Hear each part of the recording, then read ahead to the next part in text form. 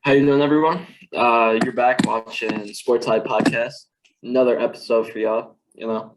Playoff basketball still going. Some rounds of the first round are completely over with. Today we're gonna start with a team that's really close to me in my heart. A team that I believe will go all the way and win it all. We're going to start with the Miami Heat versus Atlanta Hawks series that just closed up today. Miami won 4-1. Jake, what do you have to say about that? Well, they clamped up Trae Young, and that's the reason they won. Yep. But if I'm Trae, I'm mad at myself for letting my team down. He did not show up in the last two games when it mattered most, elimination games, and I think that's what cost the Hawks personally. I don't know if you can blame Trae Young or if you just have to give all credit to that Miami Heat defense, I think it's a little bit of both. Valid. Gia? I thought it should have been a sweep. Obviously, I think the refs played a factor in that one game that the Hawks won. But overall, that Heat defense, as you see the rotations, they are rotating every single man on Trae Young, on every pick and roll, on everything. You're having Jimmy Butler guard him. You're having Bam Adebayo. You're having Ty Hero. You're having PJ Tucker. All these guys are switching on him, and they're locking up. And that's why they're so great, and that's why they're a great team, is because they're able to read each other defensively and be able to, switch when they need to. So say with that one loss Miami had to Atlanta, it's really got to go to the Kyle Lowry injury, I would say. Yeah. Even I know they had a big lead and they just kind of lost it to them. Right. So I'm not happy that wasn't a sweep. But I'm happy Black Panther got to come out. Yeah, I was about to say, how about that boy Victor Oladipo going off tonight? A whole 23, my boy was hooping. 8 for 16. Exactly. I liked his defense tonight too as well. I thought he fit in really nice. What do you guys think about tonight's game in Miami? So I personally think there are only two teams, right, that can have their best players sit and still win a game or a series, and that's the Warriors and that's the Miami Heat. Jimmy Butler did not play this game, and it showed that even when out, their productivity stayed the same. They're able to, go seamless without a player. Obviously, if an injury happens midway through the game, adjustments are needed to be made, and that could, affect the game. But if you have a game plan going into the game, suppose you've got a great game plan going to every single game, and just that whole team dynamic, everyone's able to go off at any point in time. So,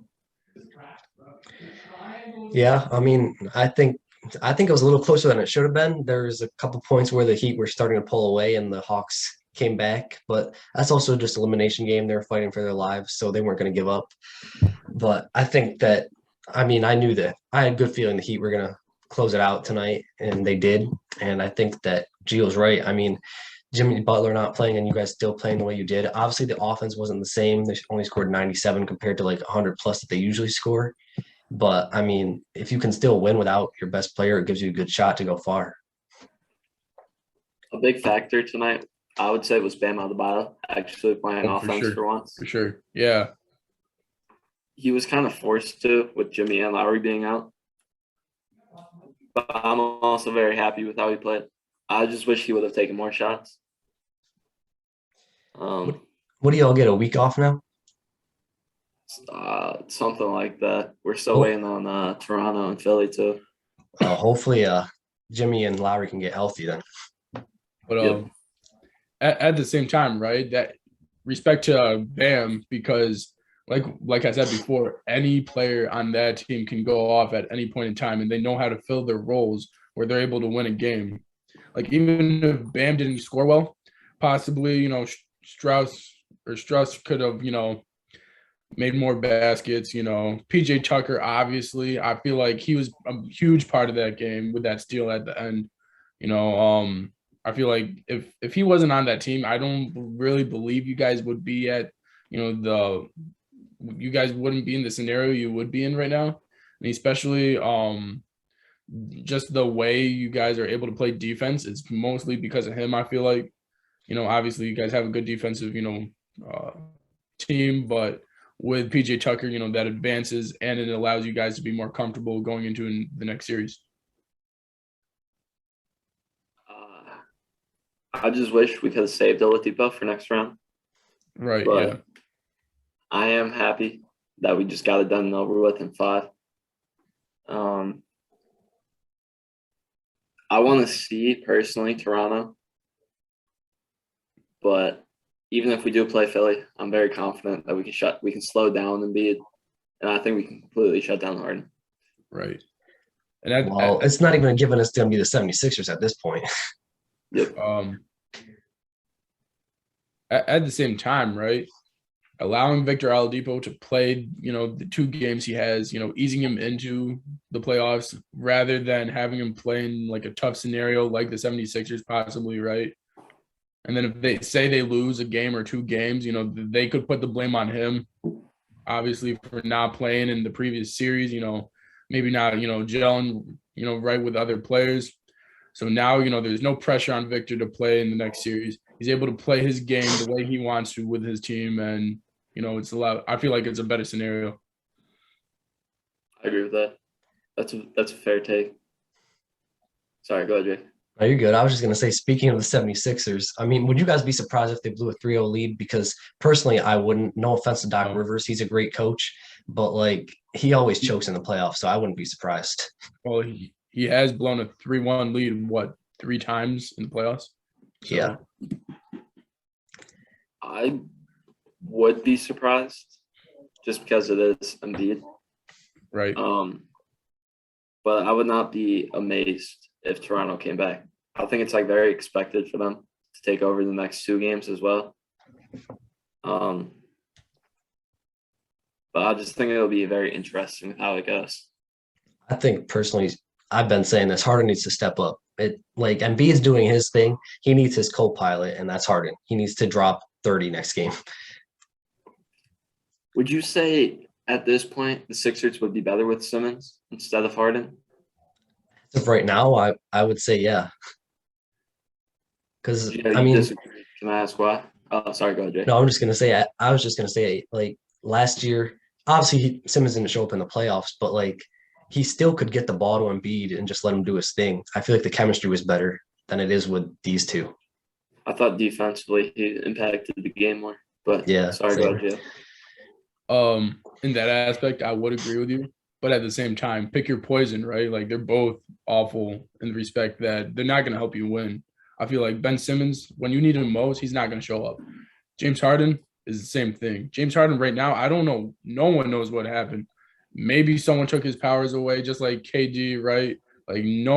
These guys that show up in the playoffs, especially James Harden, obviously he's known to choke in the playoffs, but we thought he was done with that, right? In his last playoff series with the Houston Rockets against the Lakers, he was putting up numbers.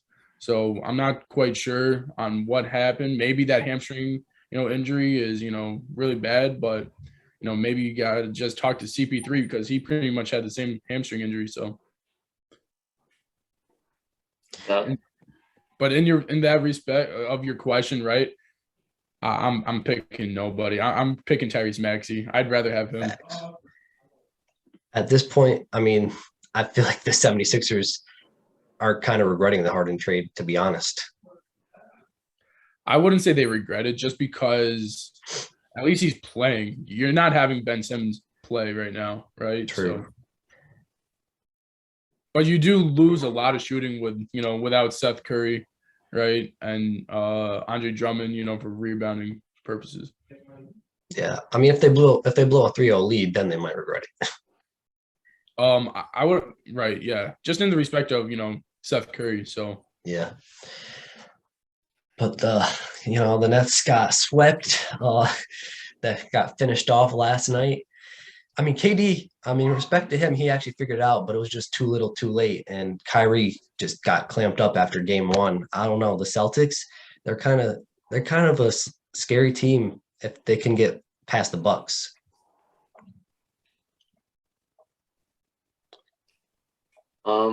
I would say they're scarier to the Bucks right now than they are to a team like Miami, I would say. Yeah, I can see that. I can see the Celtics Bucks series going to 7. I can see that. Or it's either going to 7, Milwaukee, I would say, or it's going 4, Boston. Yeah, facts. Yeah. It's going to go quick or slow, one of the two. I think. Sorry, go ahead, yeah. Go ahead, finish yours. Go ahead. No, go ahead, yeah. My bad. All right. The way the Celtics have played that last series, right? I really don't see anyone really beating them. They played phenomenal defensively and offensively. Jason Tatum, Jaylen Brown, everyone was hitting their shots.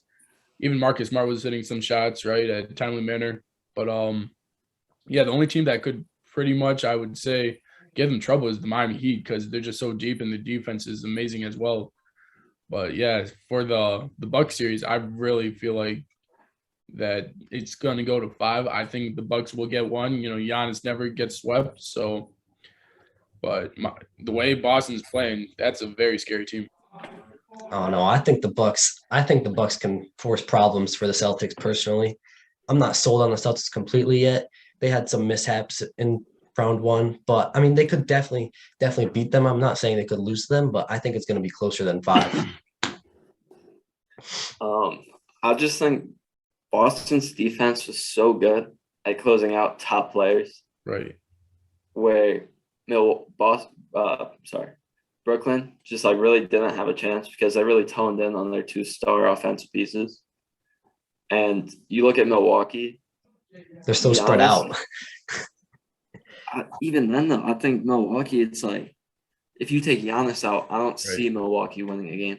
That's true. But I don't know. I mean, yeah, stopping Giannis is a much harder task than stopping KD, in my opinion. I don't know about that. That's a little much for me, actually, just because Kevin Durant is the best scorer of all time, the best scorer of all time. But just for me, he just can't drive like Giannis can.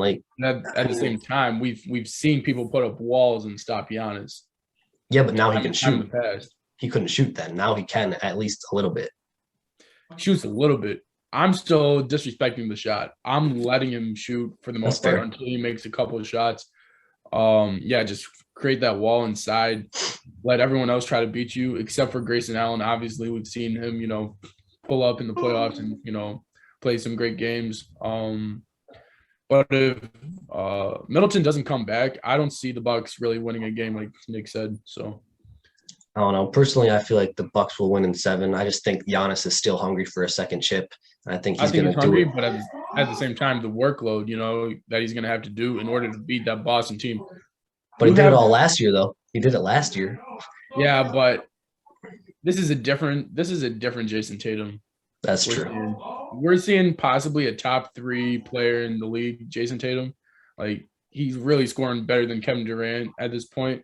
And he's playing at a LeBron James level of, being able to, just take over a game. So, but the thing is, I feel like the Bucks defense is also much better than the Nets defense. That I would agree with, but at the same time, you cannot stop him. I'm just saying, you put a body in front of Jason Tatum 1-on-1, he's gonna score on you. So, yeah, that's true. I mean, he had hands in his face all series, and he still made the bucket. I think his defense is slept on too. Facts. I think the way he clamped up Kevin Durant. Yep. He was playing phenomenal in that series. But with Milwaukee, I see if they can slow down Giannis to where he's scoring, I would give him 20. Yeah. If they can go 20 and below that, they're going to beat them every time. Mm-hmm. But the only way I see Milwaukee winning that series, if Middleton does not come back, they need Drew Holiday to be on offensively and defensively. Otherwise, I was just about to say if Giannis does not show up and Drew doesn't show up, it's wraps. It's done in 4, I would say. And Yeah. Boston's defense is really nice with that this year. That's true. I mean, their defense is in a whole is just completely slept on. The biggest problems is when there's going to be teams who don't really have like a go-to scorer like that. Yeah. Where points are spread out across the board, like a team like Miami. Exactly. Mm-hmm. Where they like spread out their scoring. You don't really know who's going to have a big night on a given night or a given quarter at least. Yeah. I think that's where it gets dangerous for them though. I agree. I don't see them going to the finals, but I could definitely see them going to the Eastern Conference Finals at least. I can see that too. Just to, give some hope to Milwaukee fans, right? I would love to see Brook Lopez, play a little bit better. Bobby Portis is going to do his thing. Drew Holiday, the last game he had 26. Obviously, Grayson Allen's, phenomenal game on the bench, scored 27, right? But everyone else really, they gotta play better. But here's the thing: I feel like the Bulls' defense is making them look a lot better than they are because the Bulls' defense is Right. non-existent. They're just so deflated right now for some reason. The Bulls, like they've obviously played better and they know that they've played better. It's just right now that team just seems very deflated. Well, I mean, I would be deflated too if I lost by 30 plus back-to-back games. Right. Yeah. But I mean, But there's just no fight whatsoever. Like at least in the Minnesota, right, and the Grizzlies games, you're having fight all the way till the end. Doesn't matter. Like, even when the Grizzlies, were down, they came back and they won that game in Minnesota. Even though that was like once in a blue moon type scenario, they just kept on fighting. So you just want to see that fight in a team, especially in the playoffs. yeah, for sure. I think it all went downhill, as I said in the past, when Lonzo got hurt for the Bulls. Right. I agree with that.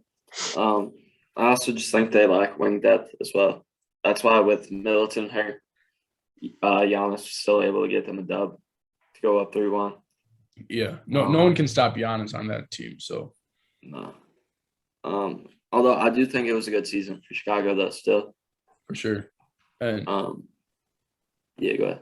I just thought of something. Robert Williams, he's coming back and he's a great defender as well. So maybe, he can either slow down or stop Giannis as well. So I mean, yeah, he is back and he played great the last 2 games of this series. right. Yeah. So It's scary. it's going to be a fun series to watch for sure. Facts. But I don't know. People are saying the Nets might be a bigger disappointment than the Lakers. And as a Lakers fan, I don't agree with that. What do you guys think?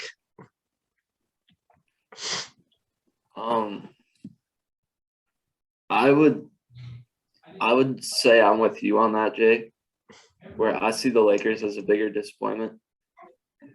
Only because with Brooklyn too, Kyrie didn't get to play the whole regular season really. So that just kind of set them back for where they got placed seeding wise. And even then, the Lakers they brought in Russell Westbrook, which at the time looked like a phenomenal move initially. But then they couldn't even make the play-in. Yeah. So I think they're just overall the biggest disappointment in the league, I would say. I agree. I mean, the only thing that we could make is injuries, but like at some time, someone else has to step up, no matter who's hurt. Thanks. Gio, you got anything to say? Yeah, I'll go on the opposite side of that. Obviously I agree with you guys on that aspect of it, but who's had the most time playing together? Obviously the Lakers, had one season to play together. Kyrie and KD have had previous seasons to play together. Steve Nash had previous seasons to coach, right? Everyone's saying, how he's a bad coach or like how it's not his fault because, he hasn't had the players play and he's so young as a coach. He's had some seasons under his belt.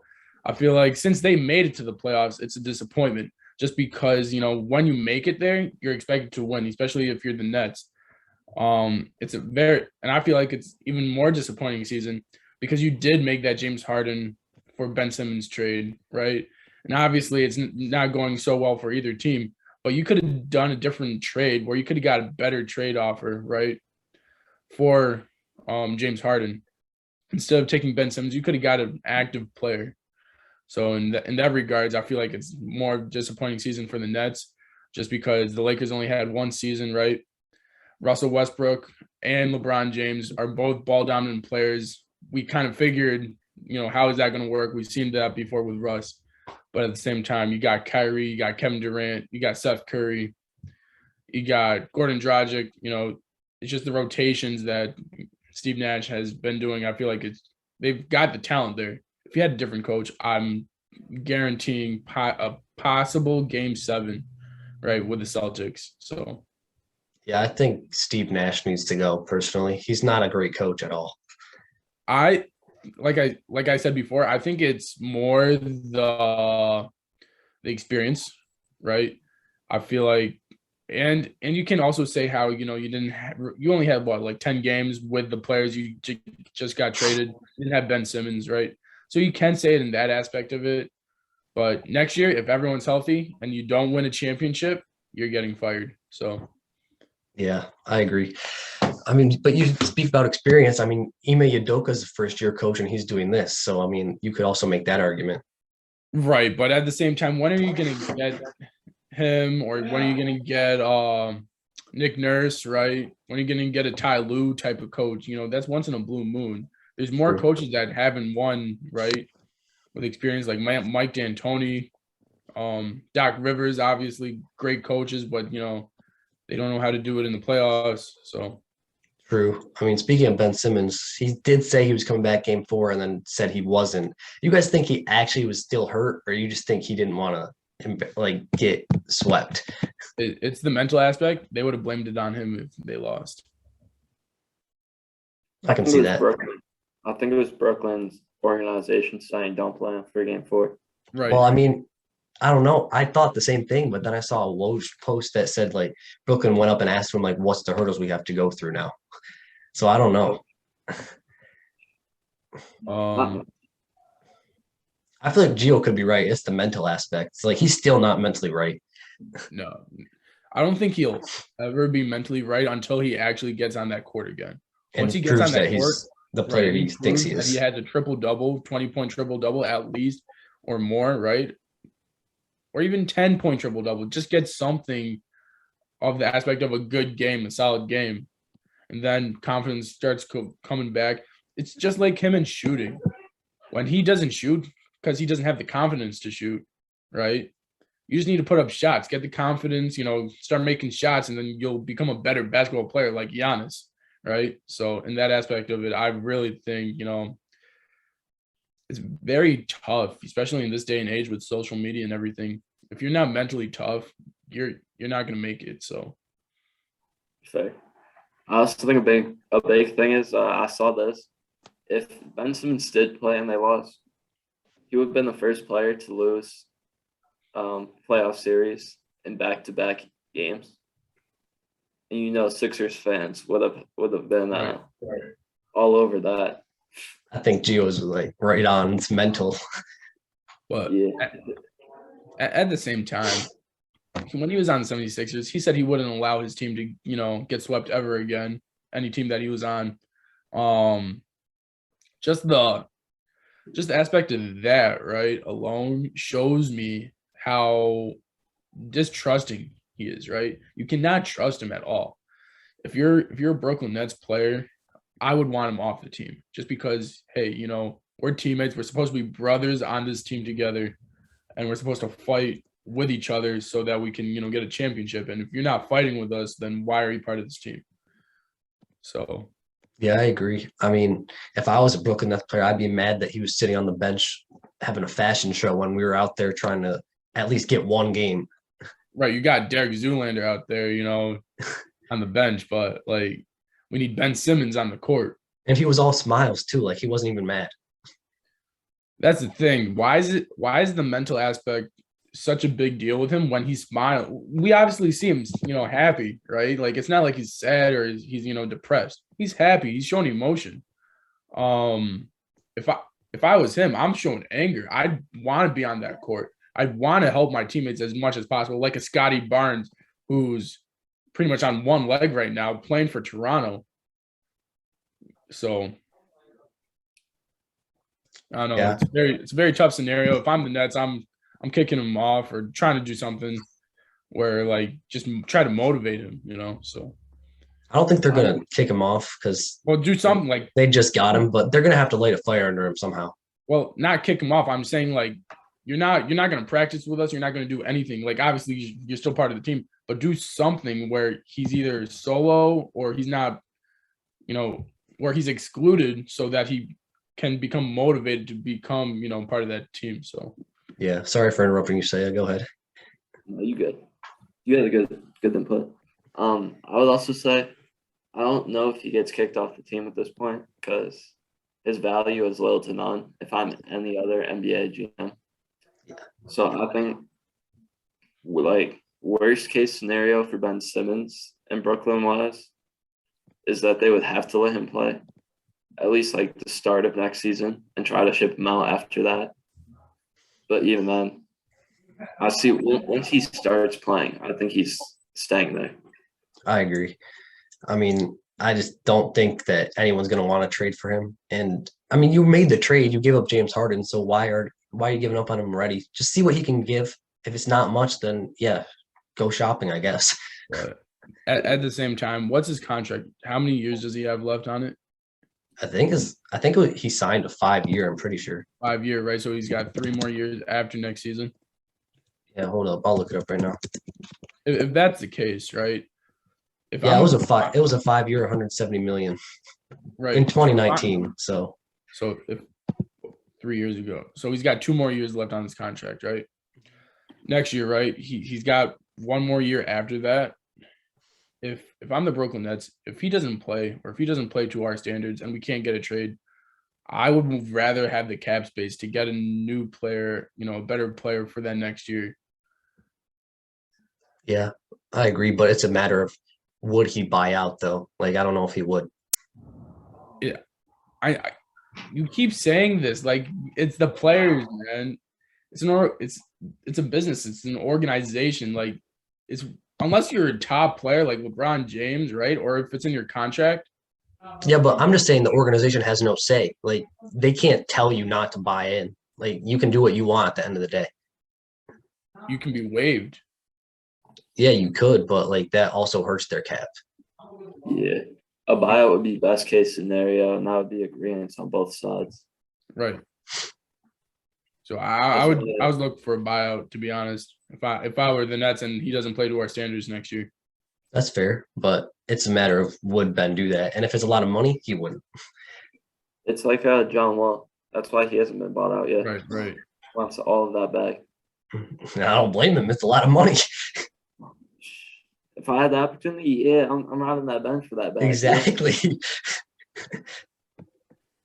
But I mean, obviously, you guys saw Kyrie Irving said that his off-court situation did affect the Nets, so that was also played a factor into the Nets season. So I mean, not all the blame goes to Simmons. Obviously, some goes to Kyrie, some goes to KD, some goes to the coach. It's on everybody, I would say. And credit is sorry. No, go ahead. And credit is deserved to the Boston Celtics as well. Yes, 100%. Sorry. All right, go ahead, Gio. I would say it goes like 80% Kyrie. Everyone got the shot. Everyone took sacrifices. If you won 10 more games, right, when KD went down because you weren't playing or something like that, you guys obviously wouldn't be in that scenario in the 8th seed. You guys would have, or in the 7th seed, I mean. Then you guys would have been able to, possibly win the series against Toronto or the 76ers at that point. Then I feel like the next 10% is on James Harden. Obviously, he's not part of the squad anymore, but I feel like the games he did play or he didn't play, he created drama for that organization. He didn't really put out his full effort when playing. He was just going through the motions. So he was more hurting the team than helping it. So. And then obviously, in the playoffs, Kevin Durant's got to show up. Where LeBron James beat a Celtics team in 2018 right, who had the number one defense by himself. by himself. Obviously, they are better players, don't get me wrong, but other players were in their primes like Al Horford and those guys. So they had a number one defense, and LeBron James obviously, came up to the challenge and defeated them. So Yeah, I agree. I think Kyrie gets a lot of the blame because, I mean, I know it's for religious purposes, but at the end of the day, it doesn't matter. We want you on the court, and we need you on the court. exactly, and if you really want to win, like this is why the Warriors are so dangerous. It's because people are so unselfish on that team, and that's the championship mindset. Like they're the only ones that are going to give problems to Miami, in my opinion. Like the Warriors, you got Steph Curry coming off the bench. He doesn't have an ego, needing to start like any other starting point guard in the league, right? He's the best shooter ever. Then you got Andrew Wiggins. Without him throughout half the season, imagine if he didn't get that shot. He'd be able to just imagine, man. Like Andrew Wiggins, if he didn't get that shot, they wouldn't have gotten some of the wins that they got this season, and they wouldn't be in the position they are now. Yeah, I mean, Otto Porter could have 30 and they'd still win, and they would not care. They'd be so happy. Right, exactly. But go ahead, Sayo. You had stuff to say. But miss me with that Andrew Wiggins stuff. I'd like to see him come down to Miami and try to play any of that. Did you have something to say about the Nets, though? No, I had something to say about the whole LeBron versus Boston thing. Oh yeah, go ahead. I agree LeBron did this thing, but at the same time, that was like a what? Rookie Jason Tatum type stuff, sophomore year maybe. 2 year. Yeah. Yeah, this is like that dog, Jason Tatum, right now, who's playing both. Right. Obviously, I did say, a lot of these players are better, like Jaylen Brown, obviously. Marcus Smart, even though he was a great defensive player, he is prime Marcus Smart right now defensively. And he upped his offense too. Right, and he's got a better shot. You got Jason Tatum making the shots he's making. I feel like Al Horford, he's, out of his prime. Obviously, he's still able to produce, but, he was way better, I feel like, in 2018. You also had a better Daniel Tice. And I feel like, you did have a great coach as well, but at the same time, they did have the number one defense in the league at that point in time.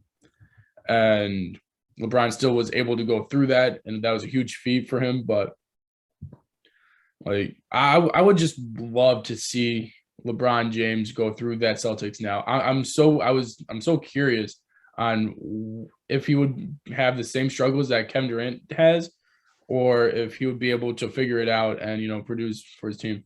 Well, I mean, we did see it in the regular season, but we didn't see it in the playoffs. Right, playoff LeBron's way different. So yeah, and even in the regular season, he still played good. Like Right. he played good against them. Right. But at the same time, that Celtics team wasn't as good until later in the season. Exactly, you didn't have the same energy from that Celtics team. Yeah. Yeah. You got something to say, Saya? Sure. LeBron's washed. I don't think he would. I think he would get clamped up worse than KD did. You think so? No, not at all. In seriousness. I was about to say. You don't think he's getting clamped, or you think he's washed? He's trolling. Let's just put it that way. Okay, got you. I think LeBron's basketball IQ is just too high for him to get clamped up like KD did. I think he's figuring that stuff out midway through like the second game. And Kevin Durant even admitted he was in his own head. LeBron would not get in his own head. He would keep shooting. Exactly. But at the same time, the energy level, we have seen LeBron get gassed, playing against strong defenses, and how strong that defense is on the Celtics. He might get gassed halfway through the game or three quarters, where his IQ will still show, right? He'd still be able to pass, but the scoring and the energy level and the aggressiveness might decrease, which could, cost him the games. So, but I mean, we did see him put up 2 50-point performances this season, so he still has it in him. We did, but did you see the games after that? Yeah, that's true. So he was tired. Exactly. So I feel like in a 7-game series, you're gonna have LeBron do that. Then you're gonna have LeBron go for like 15 triple-double, right? and then go for 50. And possibly during those every other games, he's losing. And if he doesn't have home court advantage, I don't think, they're able to win the series. So I agree. Got something to say, Saya? The Lakers would have got swept and lost each game by 30 points, I believe, though. Against the Celtics? This Lakers team against the Celtics? For sure. Yeah. I mean, with the way we played against top teams, 100%. But the only team you guys could beat, is the Jazz. That's the only team. Yeah, because the Jazz are frauds when it comes to the playoffs. Right, they choke. I could beat the Jazz. Huh? I could beat the Jazz. Put Rudy on me. Bro, we even beat the Jazz in the regular season. Russ dunked on Rudy. Yeah, but what do you think about that? No, go ahead. Sorry, go ahead. No, go ahead. I was about to switch the topic. You can go. What do y'all think about Utah? How they're playing so far? Honestly, they're putting up more of a fight than I thought they would. Other than last night. Last night was bad, but that's also because Donovan Mitchell didn't show up and he's playing through injuries. But at the same time, they're putting up a lot more fight than I thought they would. Also, JC's been playing lights out. He's still playing 6-man into the year pretty much in his point production, especially the last couple games. But, man, Luka Doncic coming out strong, willing his team to that win. So it was great to see that as well. Like we've said in previous podcasts, it's not on Mitchell or JC. It's on Rudy Gobert. Gobert's their matchup problem. And that's been their biggest problem this series. Where he didn't play bad, right? He had 17 points on 6 for 7. Yeah, I'm just saying defensively, that's their problem. Exactly. And then they have a backup big who does the same thing, and they don't go deeper than 2 bigs, I guess. Right, exactly. So that's their biggest problem, and I think that's what's going to be their downfall. And I honestly can see the Mavs winning in 6. Yeah, for sure. And then Utah's got to blow it up this offseason, I would say. I would agree. I think if they get first rounded, Quinn Snyder's gone, and honestly, Donovan Mitchell might force his way out. But if I'm Utah, I'm keeping my hands all over Donovan Mitchell if I can. If you can make him stay somehow, you have to. Yep. Rudy's the first player to go, in my opinion. But we talked about this last pod. Right. Yeah, it's just hard with his contract. It's as hard as, trading Russell Westbrook and John Wall. Yeah. I know Dwayne Wade. Well, it's back on Gio. He had to leave y'all with a cliffhanger. What do you want to say, Gio?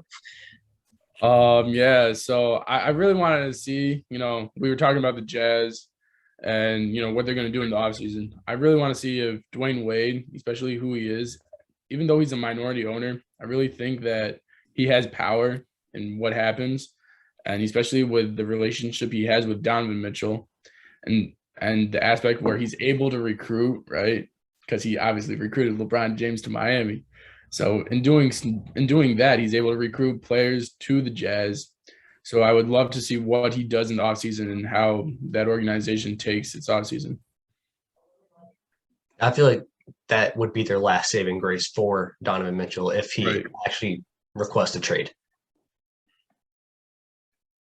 There's a lot Donovan Mitchell can learn from D-Wade, too, because they have such similar games. That's true. He is Dwayne Wade 2.0, so. That is although very true. Dwayne Wade had better success in his first 4 years, so. The best shooting guard of all time. Well, he might be the third, bro. Wow, the best. Kobe, what? D-Wade, the GOAT. Kobe. but no, he is not the best. Yeah, and we all know MJ's the best. All right, I just wanted to make that clear. MJ is the best, so yeah, we just went through the top 3, But yeah, D-Wade 1, Kobe 2. Yeah. No, we tripping. My boy Duncan 3rd. Not Tyler Hero 3rd. But yeah. Going back to what Gio was saying, like I said, that's going to be their last saving grace if D. Mitchell actually tries to force his way out. But on the games for tonight, that Grizzlies game, man, that was insane. And the fact, like Gio, you said, the Grizzlies show they show a lot of fight. And you're right about that. They were down by 13 this game in the third quarter, and then Ja had an insane poster dunk to end the quarter, and it was over from that point on. Yeah, that especially when you're talking about that 13-point, loss or they were in a deficit, right? That crowd was deflated. Yeah. Even the announcers were saying how that crowd, lost its life. The towels were on people's heads, disappointment. Ja Morant's dunk was possibly the third. Although that he's been doing those posters right before, the way he did it in the playoff scenario, right, boosted everyone's energy. The only player I feel like actually had energy during that game until that dunk was Desmond Bane on the Grizzlies. And he was the only one producing for them. So Shout out does have to go to Desmond Bane for the entire series he's been popping off. And then Right. tonight, specifically, Brandon Clark. yes, Brandon Clark has been, was great tonight. So But I would say for the Timberwolves to win game 6, Karl-Anthony Towns got to fix his foul issues. He fouls way too much. It's not even smart fouls either. It's literally boneheaded fouls every time. Like he's literally running down the court and bulldozing someone and tries to argue it. Like that's a charge. that at the same time, you're getting these guys who lob. They're great actors on both teams. We all know what Pat Beverly does. So those guys are trying to reciprocate his energy on the Grizzlies, right? I feel like they're able to get to Karl-Anthony Towns' head. They're able to show it to the refs, especially since they're smaller players. Like there was one tonight, I feel like he's running down the court and they both get into, like him and some other player gets into a scuffle, right? The other player falls and they call foul on Cat, where I don't really believe that, he got a foul call on him. So, but obviously the charging ones where, someone's set in the paint and he's really just bulldozing his way through. Obviously that's the charge, but. Yeah, I agree. But I don't know. That Anthony Edwards 3 was clutch, but then he made a rookie mistake. Not a rookie mistake, but a young mistake where he went for the steal, and that just left a wide open lane for Ja Morant. So, I mean, it was a win-lose situation for Anthony Edwards tonight. As much as, like, that was bad that it was Ja Morant, if he got that steal, though. But that's the risk, though. That's the risk. You shouldn't be taking that risk with 3 seconds left. You have to play straight up defense. You're supposed to get help defense, especially when Ja Morant's going to be taking the last shot. Yeah, Cat should have rotated earlier. Exactly. So, but I mean, I'm just saying the experience. That's inexperience right there. I also feel like it was aggressiveness as well.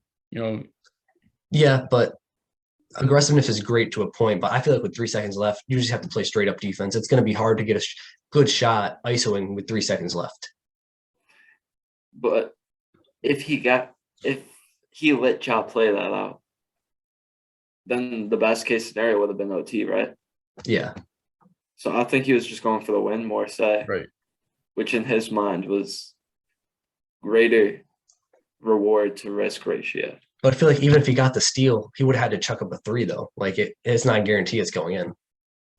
But it increases Minnesota's chances to win that game rather than Memphis's taking that last shot. True. But I mean, I don't know. I feel like if I'm Anthony Edwards and the Timberwolves coaching staff, I would have told him to play straight up defense. I agree with you on that, but I could also see where he's coming from. Right, exactly. Yeah. But for whoever's going to win that series, it's just going to be the dog who has, the more fight in him, right? So, like, I really think this series can go to 7, and at that point, any games, any team can win that game. So, yeah, I don't see any away team winning for the rest of the series. So you got Memphis in 7, yes. This series is so wild to me where I could see the Timberwolves winning for sure. Yeah, but I also do agree with you that I think that the Memphis Grizzlies could win next game as well.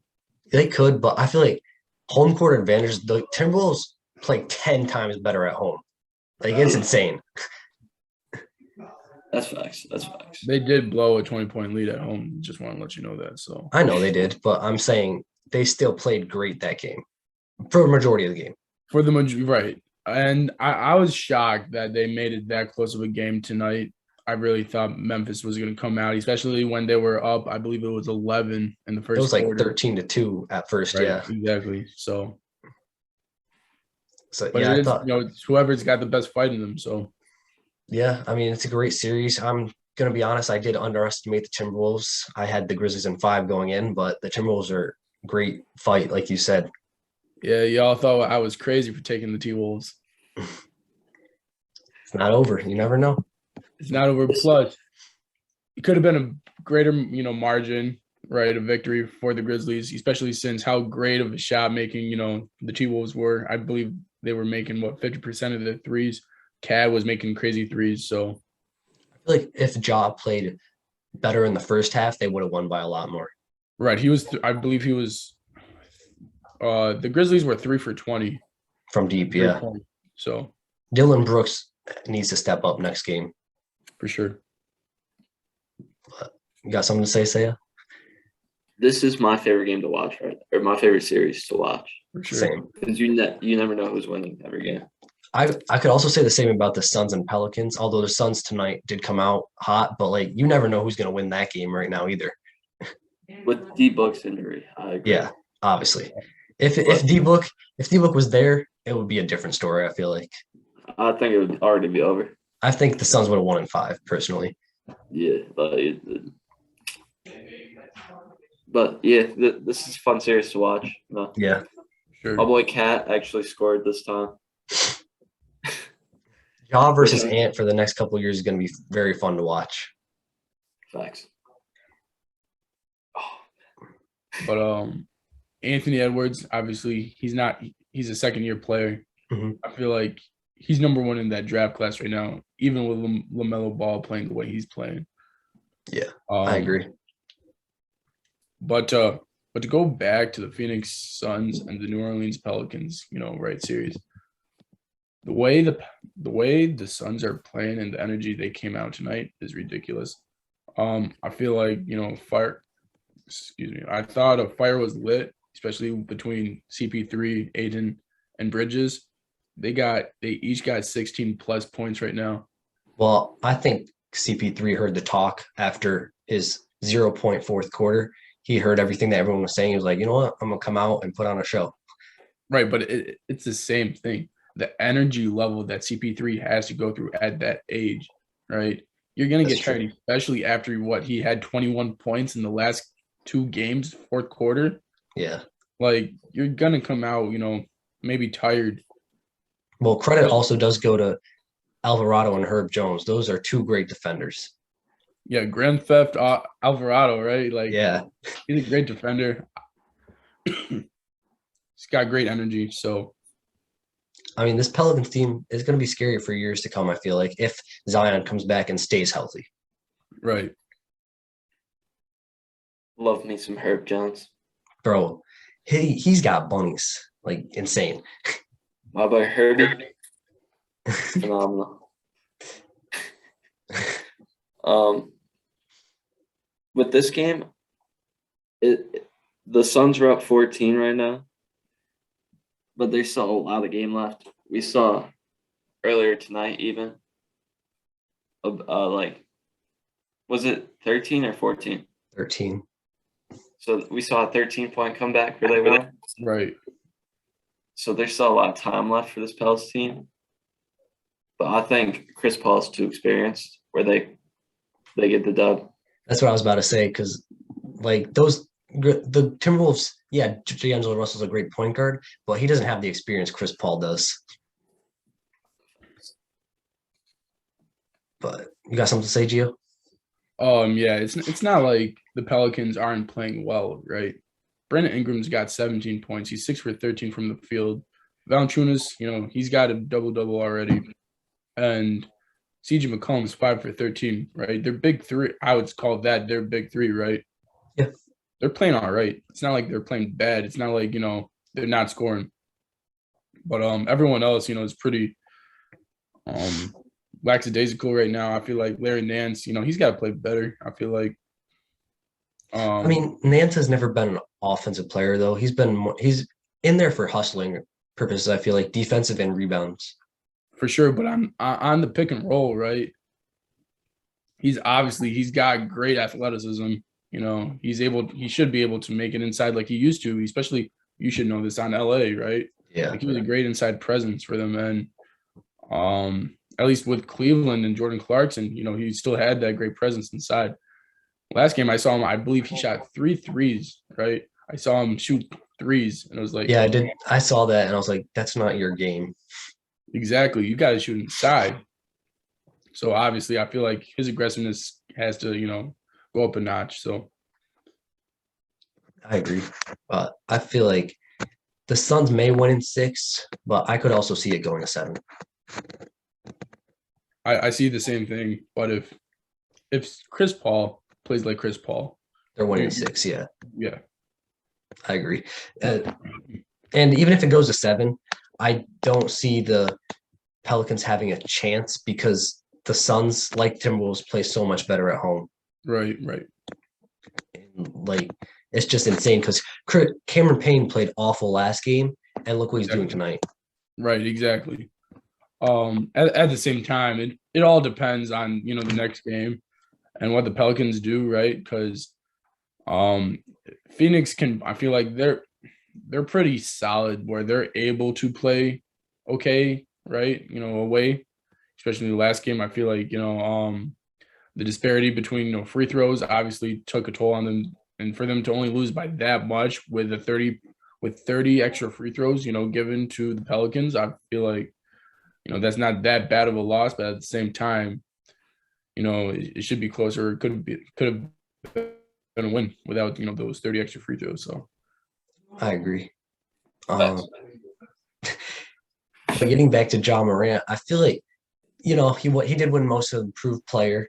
Gio, you and I were talking about this before the right. podcast.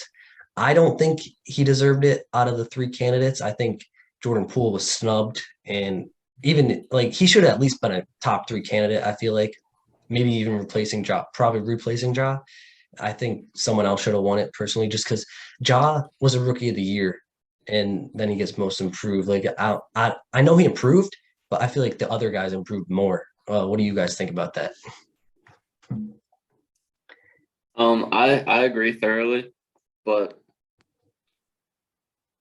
at the same time, I think Ja did have the biggest jump, or like the hardest jump, I would say. Although he didn't. Sorry, go ahead. I was just gonna say I feel like Garland had the hardest jump. But I could understand that. But at the same time, Ja already was solidified as the Grizzlies player, like their star. And he was already doing so much as a rookie. And to add this type of jump after, like he's a 8-point jump. player now, right? Yeah. Yeah.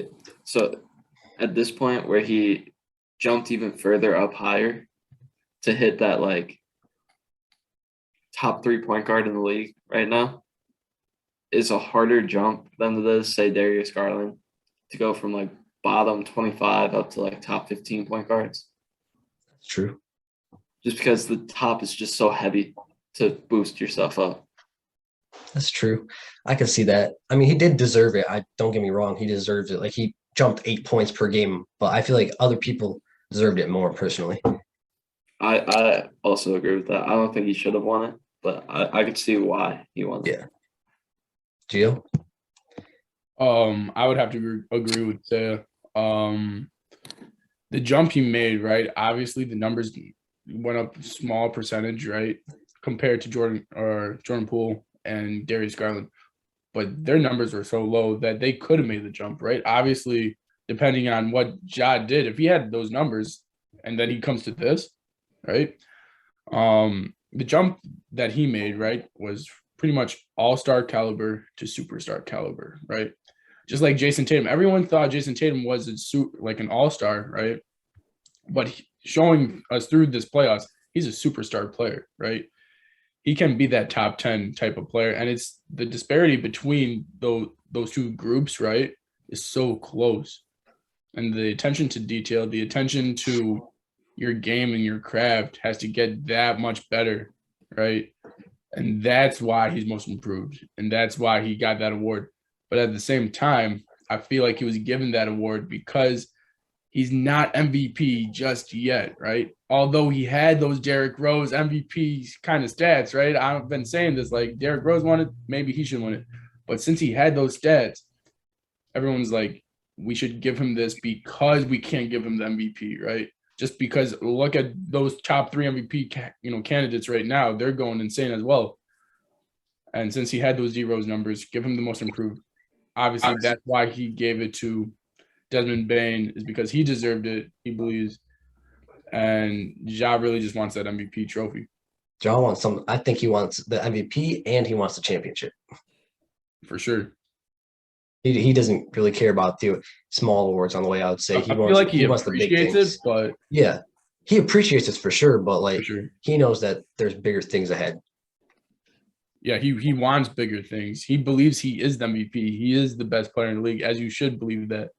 So when you get most improved and you don't get the MVP and you are in the conversation for it, that's kind of like a downgrade, I feel like, as an award. So, but Jordan Poole obviously went crazy. I really feel like the voting has only got one award correct so far, and that's Defensive Player of the Year. I feel like most improved player, obviously, Jordan Poole. I feel like Rookie of the Year, right? That could have gone, congrats to Scotty, right? Good for him. My guy, Evan Mobley. Yeah, I was about to say, I think it's 1A and 1B, to be honest, though, because they both deserved it.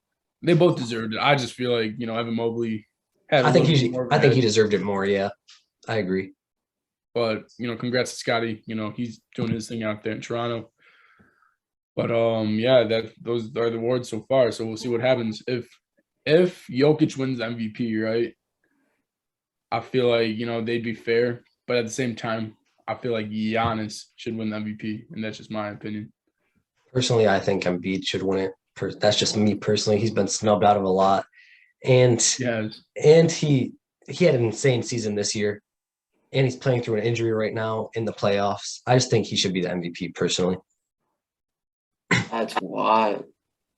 We're all in disagreement right now because Jokic should win MVP. I think Embiid and Giannis did their things. It just so happened in the regular season, Jokic was just better, I would say. He just had more historical of a season, I would say.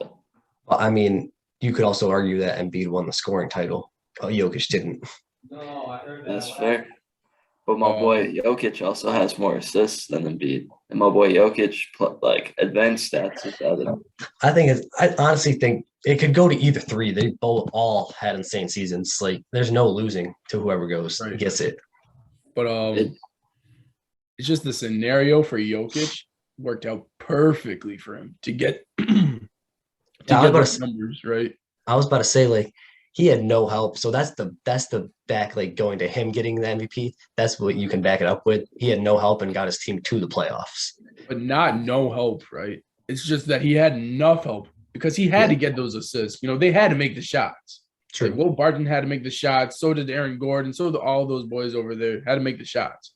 Well, when I say no help, I just meant, like, no superstar teammates that, like. Exactly. You don't have that Jamal Murray where obviously the scoring is going to be, lessened to a degree. Assist ratio, the touches are going to be lessened to a degree. I don't feel like Jokic would be getting the numbers he has been getting. But at the same time, the MVP went to Russell Westbrook when he was on OKC, when he had pretty much the same team, I would say, as Jokic, right? So you can make the argument there. So yeah, I agree. I mean, like I said, all three of them deserve it. Like, there's no losing to whoever gets it. Right, for sure. Like, I can't be mad whoever wins it. Right. Yeah, me either. Like, they all deserve it. I've been torn on it for the entire season. I've gone to Giannis, Jokic, and Embiid. Yep. But Gio, you got a segment you want to do before we wrap up? Yeah, real quick. In the sneaker news this week, we got the Nike Dorkenbeckers coming out, right? Which is great to see. For these kids to make these shoes on Nike and then for them to, get a profit for research, right? So it's great to see that and to see these, creative shoes coming out, this Saturday. They always come out every single year. So it's great to see. For video games, there's still not much news going on, but I've just been grinding MLB The Show lately. It's a great game. If you don't have it, I would highly recommend it. And yeah, that's about it. For music, oh sorry, my bad. You good? For music, Leroy dropped a new song that I told you he was about to drop. I like the song. I'm waiting for more, but I wanted to give my big shout out to Pusha T. I don't know if y'all know who he is, but Yeah, his album, I really enjoy it. great album. It's the first time I'm listening to him on this album, and then I'm becoming a fan after it. So he's got my shout out.